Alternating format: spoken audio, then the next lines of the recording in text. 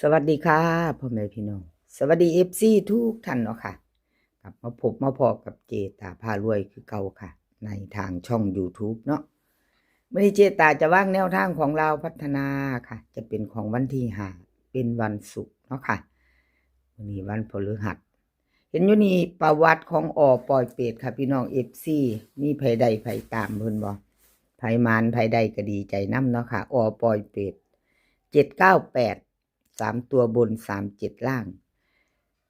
วิ่งลูดประจับมือกันมาค่ะกอดข้อกันเดิน8กับ7เพิ่นเข้าไป89ค่ะ89ลาวพัฒนาออก98เนาะปอยเป็ดไผใดก็ดีใจนำค่ะไผใดไผหมานเนาะดีใจด้วย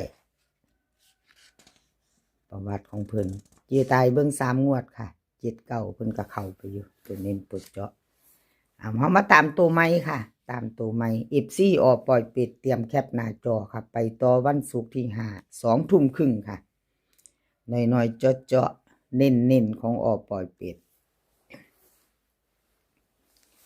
กราบขอบุญขอบคุณปอยเป็ดหลายๆเด้อค่ะที่ให้แนวทางมาวางทางช่องของเจตาเนาะค่ะกราบขอบพระคุณเป็นอย่างสูงลาวพัฒนาวันที่5เพิ่นก็ให้มาแล้วค่ะท่านใจFC ของปอยเป็ดเตรียมแคปหน้าจอแล้วไปต่อเนาะค่ะวิ่งลูดค่ะวิ่งลูดปอยเป็ดให้มา0กับ3 2ตัวค่ะ2ตัว3หาง90 91 93ดินทอกันค่ะวิ่งลูด0กับ3เพิ่นให้ทอกันปอยเป็ด2ตัวนี่3หางเพิ่นเน้นให้2ค่ะเน้นให้90กับ93 90กับ93 2ตัว2หางค่ะพี่น้องชอบก็จัดขัดก็ผ่านเนาะค่ะเลขทุกตัวเอามาวางเพื่อเป็นแนวทางโปรดใช้วิจารณญาณในการรับชมเป็นอย่างสูงเนาะค่ะปล่อยเป็ดแคปหน้าจอค่ะใครจะไปต่อกับเพิ่นปล่อยเป็ดให้น้อยๆเน้นๆจอๆค่ะบ่หลายหาง FC ชอบก็จัดขัดก็ผ่านเนาะค่ะรับชมรับฟังเป็นเพียงแนวทางปล่อยเป็ดของเพิ่นเข้าไปมาไปรุ่นกันต่อไปใหม่เนาะไปใหม่วันศุกร์ค่ะ FC ปล่อยเป็ดแคปหน้าจอค่ะได้ไปต่อแคปหน้าจอ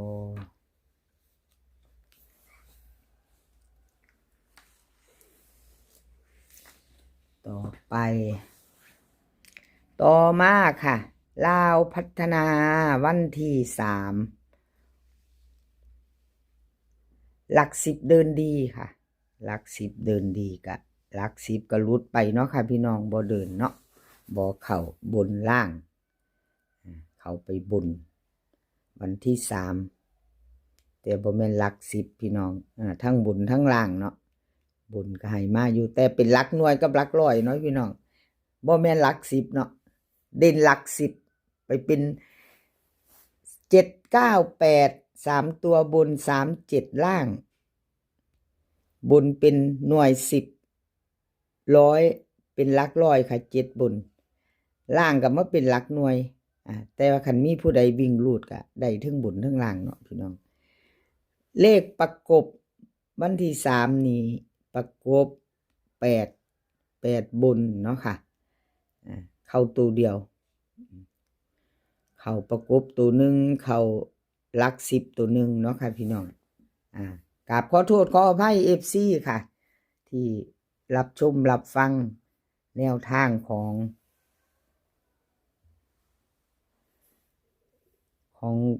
หลัก10เดินดีของเพิ่นบ่เข้าเนาะค่ะบ่มาหลัก10มาอยู่ค่ะแต่บ่มา4ก็บ่มีเนาะค่ะเข้าไป8เลขประกบกับ7เท่านั้นFC ไผจะตามต่อเด่นหลัก10ค่ะเด่นหลัก10ขอโทษขออภัยแทนเนาะค่ะแทนเพิ่นมาไปต่อไปใหม่ค่ะไปใหม่ ชอบก็จัดขัดก็ผ่านเนาะหลักสิบเดินดีค่ะลาวพัฒนาวันที่5ชอบก็จัดขัดก็ผ่าน เตรียมแคปหน้าจอค่ะใครจะไปต่อเตรียมแคปหน้าจอหลักสิบเดินดี เด่นหลักสิบค่ะ บนหาล่าง1ค่ะ บนเป็นบนล่างเป็นล่างเนาะบนหาล่าง1ค่ะหลักสิบเลขประกบค่ะ เลขประกบ9กับ79กับ4กับ2 9 4 2ค่ะเลขประกบพี่น้อง5 9 4 5 4 5 2 1 2 1 4 1 9เป็นไปได้เอาที่เขาชอบเพราะมักค่ะมักตัวใดชอบ1ชอบ1ใส่กับ4กับ2แล้วแต่เอาที่เฮามักเฮาชอบเนาะเลขประกบค่ะเอามาใส่กันจับใส่กันค่ะพี่น้องเอาที่เฮาชอบเนาะได้เลือกเอาเด่นหลักสิบค่ะเด่นมาบนเป็นบนล่างเป็นล่างเนาะบนเป็นบนล่างเป็นล่างแคปหน้าจอค่ะใครจะไปต่อเด่นหลักสิบไปต่อน้ำเพิ่นวันที่2 ทุ่มครึ่งจะเป็นวันศุกร์ค่ะจะเป็นวันศุกร์ลาวพัฒนา2 ทุ่มครึ่งมาไปต่อ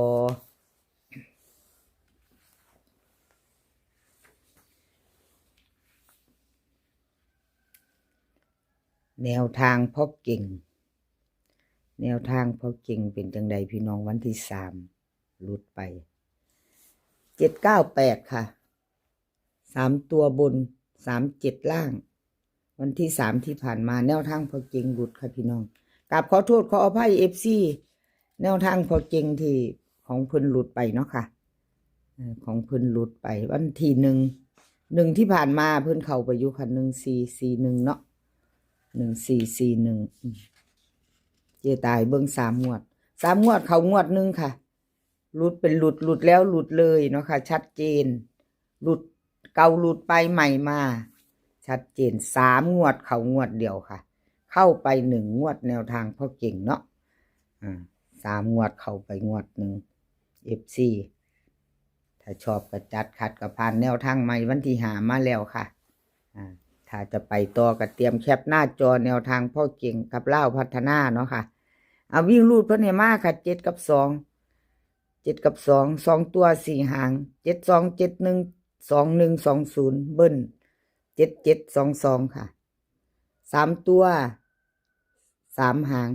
7 2 0 2 7 1 0 2 0วิ่งรูด7 กับ 2ตัวนี้เน้นให้7 2 กับ 2 1ค่ะ2 หางเพิ่นเน้นเนาะ7 2 0ค่ะ3ตัว3 หางเน้นที่หางเดียวพี่น้องชอบกระจัดขัดกระพานเบิ้ลค่ะวันศุกร์ค่ะพี่น้องเบิ้ล7 7 2 2ถ้าชอบกระจัดขัดกระพาน7 7 2 2แล้วก็เป็นวันศุกร์ลาวพัฒนามักจะออกเบิ้ลเนาะตามที่เห็นมาว่าพอพี่น้องเอาFC กับขอบุญขอบคุณเด้อค่ะผู้เก่าผู้ใหม่ที่เข้ามาคอมเมนต์เขามากดหัวใจกดไลค์กดแชร์ให้เจตาพารวยเนาะค่ะกับขอบพระคุณหลายๆ FC ใหม่ถ้าผ่านเขามาเห็นค่ะถ้ายังบ่ได้กดติดตามเนาะถ้าชอบคลิปนี้ค่ะผ่านเขามาเห็นเป็นครั้งแรกชอบคลิปนี้ชอบแนวทางในช่องของเจตาพารวยก็ฝากกดติดตามค่ะ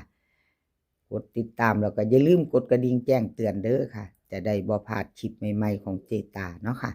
ลงไปปุ๊บจะได้เห็นปับ๊บเวลาลงคลิปไปวางแนวทางไป